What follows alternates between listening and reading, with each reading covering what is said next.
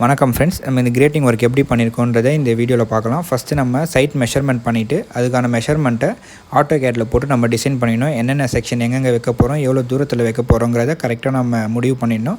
தென் structure work நீங்கள் finish பண்ணதுக்கப்புறம் தான் நீங்கள் கிரேட்டிங் ஒர்க் மெஷர்மெண்ட் எடுக்கணும். இல்லைனா உங்களுக்கு மெஷர்மெண்ட் ரொம்ப மிஸ் ஆகும்.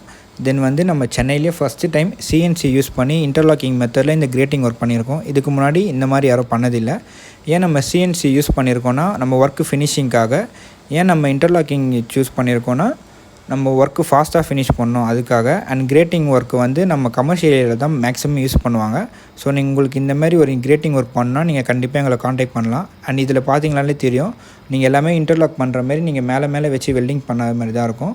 தென் இதில் சின்ன சின்ன டாக்காக தான் வைக்கணும். இதில் ஃபுல் வெல்டிங் பண்ண முடியாது, அதுவும் பண்ணவும் கூடாது. ஏன்னா இது ஆல்ரெடி இன்டர்லாக் மெத்தட்னால உங்களுக்கு எக்ஸ்ட்ரா ஸ்ட்ராங் கண்டிப்பாகவே இல்லை, தாராளமாக கிடைக்கும். தென் நீங்கள் சைட்டில் ஃபிக்ஸ் பண்ணும்போது நீங்கள் லேபர் கொஞ்சம் எக்ஸ்ட்ரா கூட்டிகிட்டு போயிடுறது பெட்டர். ஏன்னா இது ரொம்ப வெயிட்டாக இருக்கும். தென் இதில் பார்த்தாலே தெரியும் உங்களுக்கு நாங்கள் ஃபினிஷிங் எப்படி கொண்டு வந்திருக்கோன்றது. இதுக்கு காரணம் சிஎன்சி யூஸ் பண்ணதுனால. ஸோ இந்த மாதிரி ஒரு ஒர்க்கு உங்களுக்கு கமர்ஷியல் ஏரியாவில் பண்ணணுன்னா நீங்கள் கண்டிப்பாக எங்களுக்கு காண்டாக்ட் பண்ணலாம். Thank you friend.